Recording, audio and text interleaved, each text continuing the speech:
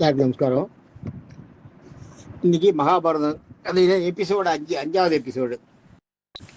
இது வரைக்கும் நம்ம பரீட்சித் மகாராஜா கதையை பார்த்துட்டோம். அவருடைய மகன் ஜனமேஜயன் அவரையும் பார்த்துட்டோம் இல்லையா. ஜனமேஜயன் தான் அந்த யாகத்தை பண்றது, அபசர்ப்ப யாகத்தை பண்றது. அபசர்ப்ப யாகம் பேரு. அதுக்கு சத்திர யாகம்னு ஒரு பேர் உண்டு. சத்துக்களை வைக்கிறதுனால சத்திர யாகம்னு பேரு. அந்த இதுவும் அதையும் அவர் தான் பண்ணார். அந்த பரீட்சித்து கதையை நம்ம பார்த்தோம், ஜனமேஜயன் கதையும் பார்த்தோம். இந்த ஜனமேஜயனுக்கு ஒபுஷ்மான் ஒரு ஒய்ஃபு, அவரோட பிள்ளைகள் சந்திரசூடன் சூரியசூடன், அவ 2 பேர். சந்திரசூடனோட பிள்ளை சத்தியகர்ணன் பேரு. அவளுக்கு பிள்ளை இல்லை. இந்த சத்தியகர்ணனோட இந்த வம்சம் முடிஞ்சு போகுது.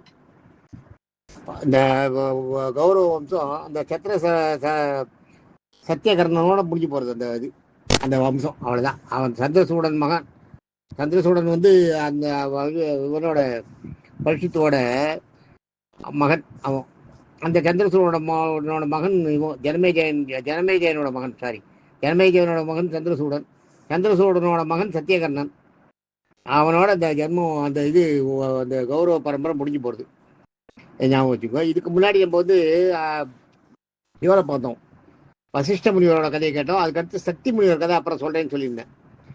இந்த சக்தி முனிவர் யாருன்னா, சக்தி முனிவர் மிகப்பெரிய ஞானி. அவர் 12 வருஷம் அம்மா இதுல இருந்தாராம், கர்ப்பத்துல. அவர் அவர் பிறக்கும் போதே வசிஷ்டரோட பிள்ளை தானே. அவர் வசிஷ்டரோட பிள்ளை சக்தி. அவர் பிறக்கும் போதே அவரோட பிள்ளை சக்தி. அந்த வசிஷ்டர் அவரோட மனைவி இருக்கா பாருங்க, உலோமையா, கல்மாதின்னு அவர் பிறந்தது கல்மாதிக்கு பிறந்தவர். கல்மாதியோட புள்ள சக்தி முனிவர். சக்தி முனிவரோட ஒய்ஃபு அதிசந்தின்னு ஒத்தி. இந்த சக்தி முனிவர் பெரிய தவசிரேஷ்டர், நிறைய விஷயம் தெரிஞ்சவர். அவர் என்ன பண்றார், ஒரு அசுரனை தேவனா மாத்தினார். அவனுக்கு எல்லா ஞானங்களையும் கொடுத்து பண்றார். ஆனாலும் இந்த வசிஷ்டருக்கு விஸ்வாமித்திரருக்கு பிடிக்காது. வசிஷ்டரை அவன் 2 பேருக்கும் ஆகாது. அதனால விஸ்வாமித்திரர் என்ன பண்ணிடுறார், அந்த அரக்கனுடைய பிறவி குணமான அவனோட அசுர குணத்தை அவனுக்கு காட்டி விட்டுறார். அவனை காட்டி விட்டு அவனுக்கு மனித மாம்சங்களை எல்லாம் கொடுத்து, இதனால தான் சுக்கராச்சாரியர் வீணா போறது. மனுஷ மாம்சங்கள் எல்லாம் கொடுத்து இந்த சக்தி முனிவர் அரக்கனை மனுஷனா மாத்திருந்தவரை இவர் என்ன பண்ணிடுறார், அரக்கனா அவருக்கு மறுபடியும் அந்த அரக்க குணம் வர மாதிரி பண்ணிடுறார். அரக்க குணம் வந்தவொடனே என்ன பண்றான், அவன் ஒரு நாள் இவர் சக்தி முனிவர் போயிருந்தார் இல்லையா, அவருக்கு பாடம் கொடுக்க போகும்போது சக்தி முனிவரையே அடிச்சு சாப்பிட்றான். அந்த அரக்கன் சக்தி முனிவரையே அடிச்சு சாப்பிட்ட உடனே வசிஷ்டர் ரொம்ப நொந்து போறார். அவர் மனைவி அதிசந்தின்னு அவருடைய மருமக, வசிஷ்டரோட மருமக, சக்தியோட மனைவி, அவர்கிட்ட சொல்றாரு விஷயத்த. சொன்ன உடனே அவ அப்படியே விக்கிச்சு போறா, அப்பா இல்லையே, நம்ம புருஷன் இல்லையேன்னு. ஆனாலும் வசிஷ்டர் கூடயே அவ இருக்கா. வசிஷ்டர் மருமகளையும் வச்சு காப்பாத்திட்டு இருக்காரு இந்த இதுல. அப்பா அவளுக்கு இந்த முன்னாடியே இந்த சக்தி முனிவரால் ஏற்பட்ட ஒரு குழந்தை, அவ கர்ப்பவதியா இருக்கா. கர்ப்பவதியா இருக்கும்போது தான் சக்தி செத்து போயிடுறான். அதிசந்தின்னு பேரு. அவ கர்ப்பவதியா இருக்கா. கர்ப்பவதியா இருக்கும்போது குழந்தை பிறக்கவே இல்லை. கர்ப்பம் வயிறு பெருசாகிட்டு போறது வழியே குழந்தை பிறக்கல. அகஸ்தியர் வசிஷ்டர் ஞானத்துல பாக்குறாரு, இது ரொம்ப அபரிதமான சக்தி வாய்ந்த குழந்தை பிறக்க போறது. அதனால இது வாய்ப்பிலேயே இருக்கட்டும், அதுவா பிறக்கும், உனக்கு ஒன்றும் உபத்திரம் இல்லாத நான் என்னோட பஞ்சசக்தியால உனக்கு உபத்திரம் இல்லாத பாத்துக்கிறேன்னு அவகிட்ட சொல்லிடுறாரு. அவகிட்ட சொல்லிட்டு அவளை தாங்க விடுறாரு. 12 வருஷம் அந்த குழந்தை கர்ப்பத்திலேயே இருக்கு. கர்ப்பத்திலேயே இருந்து அவருக்கு பராசரர் பிறகுது. கர்ப்பத்துல இருக்கும்போதே இந்த பராசரர் முற்றும் துறந்தவர், எல்லாத்தையும் தெரிஞ்சிட்டவர். வேதங்களை எல்லாம் கற்று கல்விமானாதான் பிறந்தாராம். மிகச்சிறந்த கல்விமானா பிறந்தவர் இவர் பராசரர். இந்த பராசரர் தான் பின்னாடி சத்தியவதியை சேர்ந்து சத்தியவதி கூட கல்யாணம் பண்ணிட்டு அவ கூட பிறந்து அந்த மகாபாரத கதை வளருது. அதெல்லாம் ரொம்ப பின்னாடி இருக்கு, இன்னும் வரும். இன்னும் நிறைய நம்ம இந்த இதே தாண்டலையே, இந்த கட்டத்தையே தாண்டலையே. இந்த சக்தியோட முனிவர் தான் பராசரர். இந்த பராசரர் என்ன பண்றார், பராசரர் பிறந்து 12 வருஷம் கழிச்சு பிறக்கிறாரா. பிறக்கும்போதே எல்லா ஞானங்களும் அறிஞ்சு பிறக்கிறார். பிறக்கும்போதே இது நம்ம எப்படியாலும் இந்த இவன் தானே நம்மள எல்லாம் பண்ணான், இந்த மாதிரி நம்மள இந்த மாதிரி ஒரு பண்ணு அந்த அப்பாவை கொண்டு வந்து ஒரு அசுரன் தானே, அதனால இந்த அசுரர்களை எல்லாரையும் விடக்கூடாது, எல்லாரையும் மொத்தமா ஒட்டு மொத்தமா அழிக்கணும்ட்டு ஒரு யாகம் பண்றாரு. யாகம் பண்ணி நிறைய அரக்கர்களை அழிச்சிருக்காரு. அதுல வந்து இவர் பண்ண யாகம் பண்ண அரக்கர்களை இழுக்கும். அரக்கர்களை இழுத்து கொண்டு அந்த நெருப்புல போடும். நெருப்புல போட்டு நெருப்புல அப்படியே காலி ஆயிடும், அணைஞ்சிடுவான், போயிடுவான், நெருப்புல எரிஞ்சு போயிடுவான். இது மாதிரி நிறைய அசுரர்களை கொண்டு விடுறாரு. இதை வந்து புலஸ்தியரும் பார்க்குறாரு, அகஸ்தியரும் பார்க்குறாரு. அகஸ்தியர் வந்து தேவர வழியில் வந்த ரிஷி. புலஸ்தியர்ன்றது என்னன்னா, அவர் வந்து அசுரர்கள் கலப்படம். அவருக்கு வந்து மனைவி, அசுர மனைவியும் உண்டு, தேவ மனைவிகளும் உண்டு. காசியப்பர் மாதிரி அசுரர் குலத்திலையும் மனைவி உண்டு, தேவ குலத்திலையும் மனைவி உண்டு. அதனால அவருக்கு என்னன்னா, இந்த மாதிரி அசுரர்களை வந்து ஒரு காரணமே இல்லாத அழிக்கிறது சரியில்லை அப்படின்னு அவருக்கு தோன்றுறது. தோணும் போது அவரும் அகஸ்தியரை கூட்டு வர சக்தி கிட்ட வந்து எல்லாத்தையும் சொல்றாரு. சக்தியை வந்து அந்த யாகத்தை நிறுத்த சொல்றாரு. அது சரியில்லை, அந்த மாதிரி எல்லாம் பண்ணக்கூடாது அப்படின்னு சொல்றார். சொல்லி இது மாதிரி யாகம் பண்ணி எல்லாம் ஒரு காரணத்துக்காக நீ வந்து ஒரு இதுவே அழிக்கக்கூடாது. உங்க அப்பாவோட காலம் அவ்வளவுதான், அதுதான் உங்க அப்பாவுக்கு இருக்க விதி, அதுல அது முடிஞ்சு போச்சு. அதனால நீ அவரை வந்து அதுக்காக பழி வாங்குறது, எல்லா அசுரங்களையும் பழி வாங்குறது நியாயம் இல்லைன்னு சொல்ற. சொல்லும் போது அவர் என்ன சொல்றாரு, வசிஷ்டர், இது உங்க அப்பாவுக்கு இந்த மாதிரி இந்த உங்க மொழியில வர அந்த ஜனமேஜயனுக்கு நடந்தது, அதெல்லாம் சொல்றாரு. எல்லாம் சொல்லி இவர் என்ன பண்றாரு, அவனை நிறுத்திடுறார். அந்த பராசரை அந்த யாகத்தை நிறுத்திடுறார். யாகத்தை நிறுத்திட்டு அவரை வந்து அதை அவரை அந்த ஞானம் வரத்துக்காக அவருக்கு ஆசீர்வாதம் பண்றார். பராசரருக்கு அகஸ்தியர் பண்ற ஆசீர்வாதம் வந்து ரொம்ப விசேஷமா இருக்கு. புலஸ்தியரும் பண்றாரு. புலஸ்தியர் வந்து அசுர குல பெண்ணை கல்யாணம் பண்ணிட்டார் வழிய அவருக்கு வந்து நிறைய மனைவிகள், அசுர குலத்திலையும் மனைவிகள் உண்டு, தேவ குலத்திலையும் மனைவிகள் உண்டு. அவருக்கு ஞானம் உண்டு. அவருடைய ஞானங்களை எல்லாம் இவருக்கு பராசரருக்கு பண்றாரு. அகஸ்தியரோட ஞானம் வந்து அளவில்லாத ஞானம். அகஸ்தியருக்கு இருக்கிற ஞானம் வந்து ஒரு கொஞ்சம் நெஞ்சம் இல்லை. அவருடைய ஞானத்தை எல்லாம் வந்து இந்த பராசரருக்கு சொல்றாரு. உயிருக்கு பயில உயிரை கொல்றது வந்து எவ்வளவு பெரிய பாவம், படைக்கப்பட்ட உயிரை கொல்றதுக்கு நம்ம ஆள் கிடையாது, அது இறைவனா அந்த உயிரை எடுத்துக்கணுன்றதெல்லாம் சொல்றாரு. எல்லாம் நிறைய விஷயங்களை சொல்லி இவரை ஒரு ஞானியா ஆக்குற பராசரர். அதுல இருந்து பராசரர் ஞானியா இருந்துட்டு இருக்கார். ஞானியா இருந்துட்டு பராசரோட பிள்ளைதான் வியாசர் பிறக்கிறார். அப்புறம் வியாசர் பிறந்து அப்படியே பாண்டவ வம்சம் வளருது. சக்தி முனிவருடைய கதை எப்படி இருக்கு, இது இல்லாத அந்த பராசரர் இதுவரை நிறுத்துறாரு பரீட்சித்து. ஜனமேஜயன் இந்த யாகம் பண்றானே, யாகம் பண்ணும்போது ஜனமேஜயன் வந்து சாமானியமா கன்வின்ஸ் ஆகவே இல்லை. அவனால வந்து அந்த யாகத்தை நிறுத்தினதை ஏத்துக்கவே முடியலன்றப்ப அங்கதான் அதை அவரை ஏற்ற வைக்கிறதுக்கு அந்த ஆஸ்திகர்னு ஒரு முனிவர் அங்க வர்றார். இந்த ஆஸ்திகரோட கதையை நான் சொல்றேன். சந்திரவம்சம் ஆரம்பத்துல இருந்து சொல்லிட்டு வந்தாதான் அது புரியும். சந்திரவம்ச கதை அடுத்த நாளைக்கு சொல்றேன். இந்த ஆஸ்திகர்னு ஒருத்தர் வந்து சொல்றார் முனிவர், அது மட்டும் வச்சுக்கோ. ஆஸ்திகர் வந்து இவருக்கு சொல்றாரு, இது மாதிரி எல்லாத்தையும் சொல்றாரு. சொல்லும்போது ஆஸ்திகர் வந்து என்ன பண்றாரு, ஜனமேஜயனுக்கு நிறைய கதைகளை சொல்றாரு. ஒரு இதுல வந்து ஒரு காட்டுல போயிட்டு இருக்கும்போது காந்திமதினு ஒரு லேடி, அந்த லேடிக்கு குழந்தை வந்து அந்த அங்க இருக்க முனிவர்களோட ஆசிரமத்தை எல்லாம் வேலை செஞ்சுட்டு அப்படி காலத்து தள்ளிட்டு அப்படி அந்த கையை கட்டியா சாப்பிட்டு அவன் குழந்தைக்கு கொடுத்துட்டு இருந்துருக்குதா. அந்த குழந்தைய தொட்டில விட்டு ஆசிரமத்துக்கு வேலை செய்யறதுக்கு போறா. அந்த நேரத்தில் ஒரு பாம்பு வந்து அந்த குழந்தைய தேடுறதுக்கு வருது. இவன் பார்த்துட்டு ஐயோன்னு கத்தும் போது அர்ஜுனகன் ஒரு வேடன் அந்த முகமா போறான்.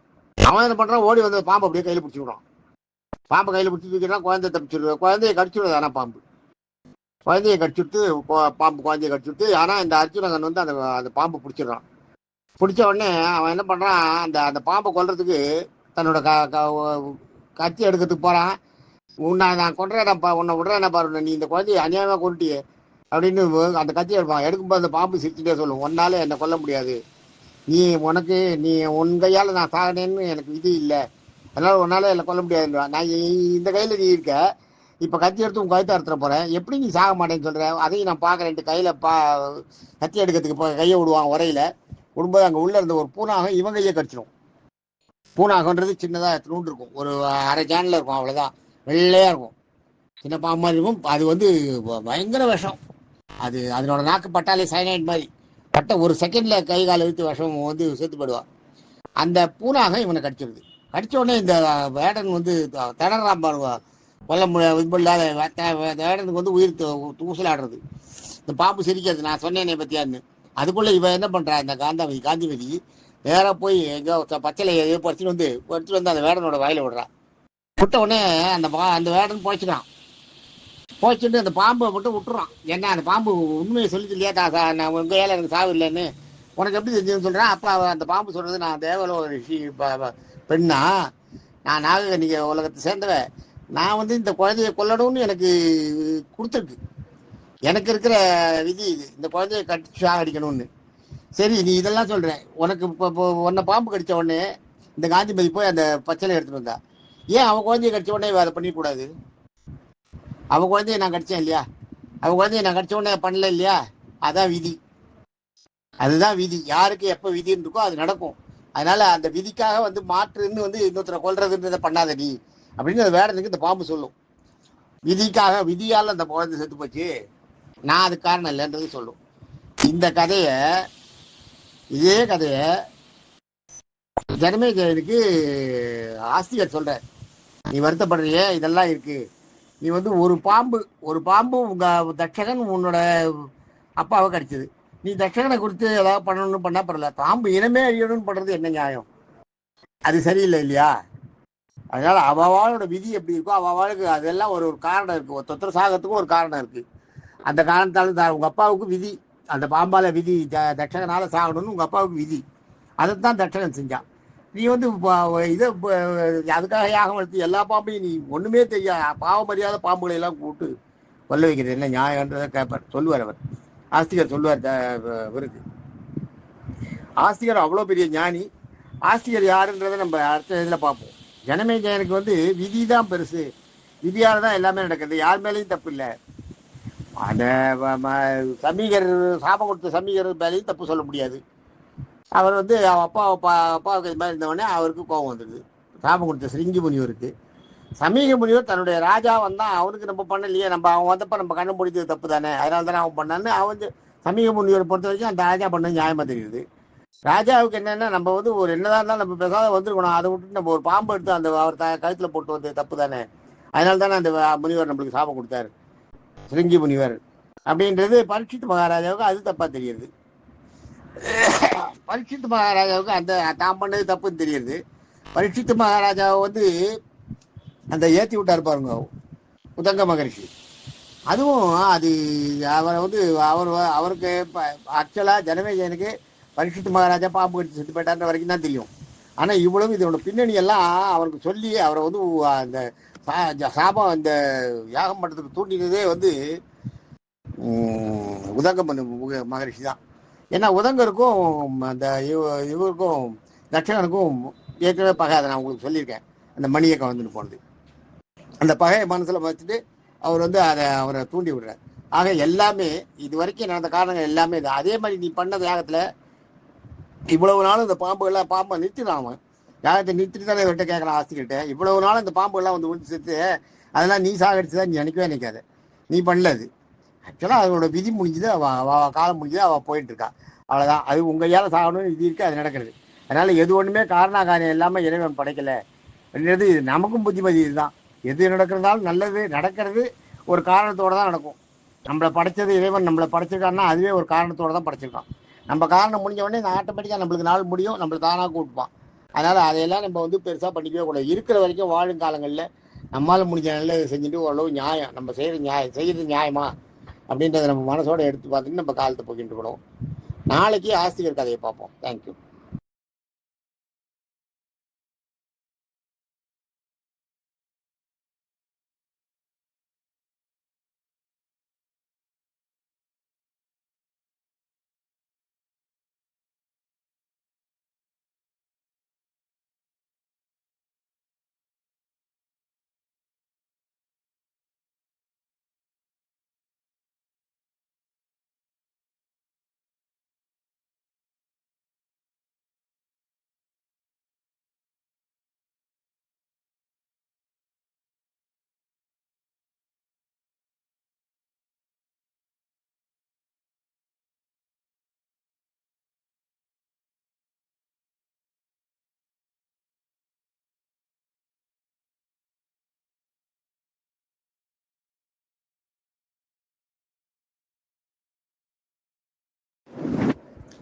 இந்த ஆஸ்திகர் வந்து ஜனமேஜயன் கதை சொல்லும்போது இன்னொரு கதையும் சொல்றாரு. அது இது புராணத்திலே இருக்கு. ஏன்னா மகாபாரதம் தான் எந்த காலத்துக்கும் சூட்டாக இருக்கக்கூடிய கதைகள்.